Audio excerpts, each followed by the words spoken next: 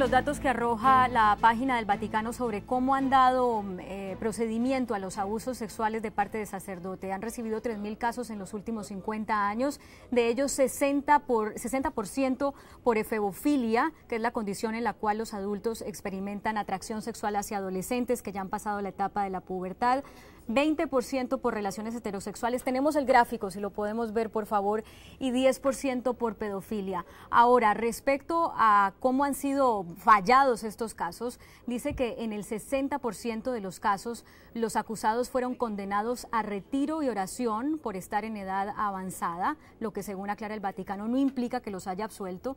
El 20% fueron llevados a un proceso penal o administrativo, el 10% fueron dimitidos del estado clerical porque las pruebas fueron lo que ellos llaman abrumadoras, y un 10% de los sacerdotes acusados pidieron dispensa del sacerdocio y fueron procesados civilmente por pornografía y pedofilia. Para pasar al siguiente tema, vamos a ver las declaraciones que me dio el asesor espiritual del protagonista de nuestro documental de mañana en México. Yo empecé preguntándole a él si no le gustaría, el asesor espiritual es un sacerdote, si no le gustaría que el Papa pidiera perdón.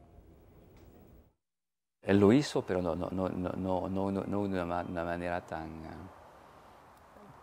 abierta. La Iglesia Católica, como los grupos, necesitan tiempo para cambiar, necesitan crisis y alas necesitan sufrimiento. El problema es que cuando las estructuras no aceptan de mirar a sí mismas y no aceptan la realidad que no son fieles al Evangelio. En otros grupos religiosos los mismos problemas existen.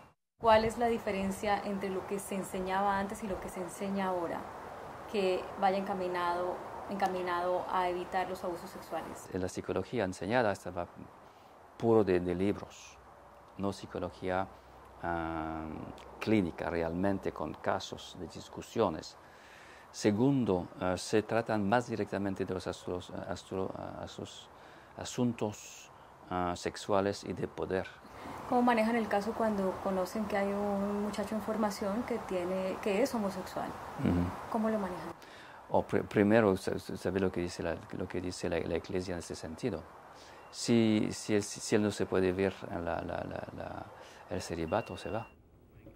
Varios temas tocaba este sacerdote, asesor espiritual de una víctima de abuso sexual. Y quiero empezar con Rubén Aguilar preguntándote, Rubén, él hablaba de que las instituciones para cambiar necesitan tiempo. ¿Cuánto tiempo se puede dar, vamos a decirlo así, se puede dar el lujo la Iglesia Católica en cambiar de manera que a la sociedad quede satisfecha con esos cambios? Bueno, yo pienso que la Iglesia va muy atrás, que son años y años de haber escondido estos problemas, que apenas los empieza a ventilar, que debería de acelerarse todo el proceso, e incluso en la intervención de Lombardi, el portavoz, jesuita portavoz del Vaticano, de que estos procesos deberían de ser ventilados también en los tribunales civiles y no solo en los tribunales eclesiales. No debería de haber fuero. Me parece que eso debería ser un avance muy, muy importante, que debería informar, abrir, como lo han hecho algunas iglesias, en el concreto en la iglesia alemana, que pusieron una página para que en la iglesia irlandesa, para que se informe de manera permanente y la gente se queje de manera permanente. Yo pienso que va la iglesia muy atrás respecto a eso, que la gente que le exige más, pero también quisiera, aprovechando el tiempo, la intervención que hacía el padre Álvarez desde Buenos Aires. Es cierto que de los 400,000 sacerdotes que hoy tiene la Iglesia Católica,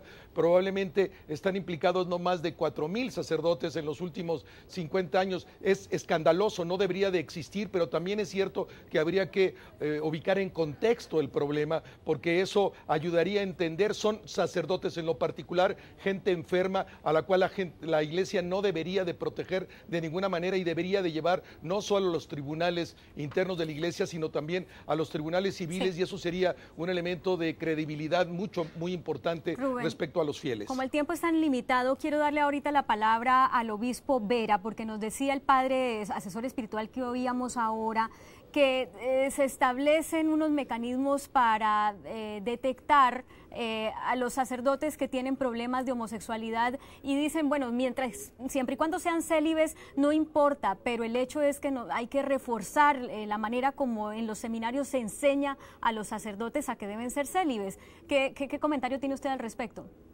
Yo considero, y lo digo en ese prólogo que escribí para el libro de San Juana, que ha fallado nuestra formación humana. Y yo aquí sí quiero distinguir del problema de la pederastia y no ponerlo exactamente ligado al tema de la homosexualidad, porque es otro problema.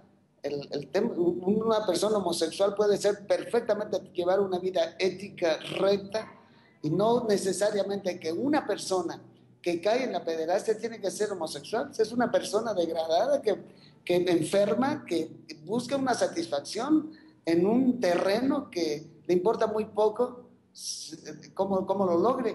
Yo creo que aquí el tema de la formación de nuestra madurez, que no solamente es nuestra madurez humana, también yo cito el tema de nuestra espiritualidad desencarnada, de una espiritualidad en la que nosotros nada más nos cuidábamos del espíritu y dejábamos las condiciones históricas en las que el hombre vive y nosotros nos dedicamos únicamente que a atender el espíritu y hemos hecho en un momento dado, digo yo en ese prólogo, trabajos pastorales totalmente insatisfactorios, trabajos pastorales insulsos, sin efectos, muy irresponsables. Claro, si el sacerdote en un momento dado, precisamente por esa carencia de formación espiritual, solamente dedica su tiempo a un espectro sumamente reducido de su vida, le queda tiempo libre y le queda tiempo para dedicarse a tontería y media.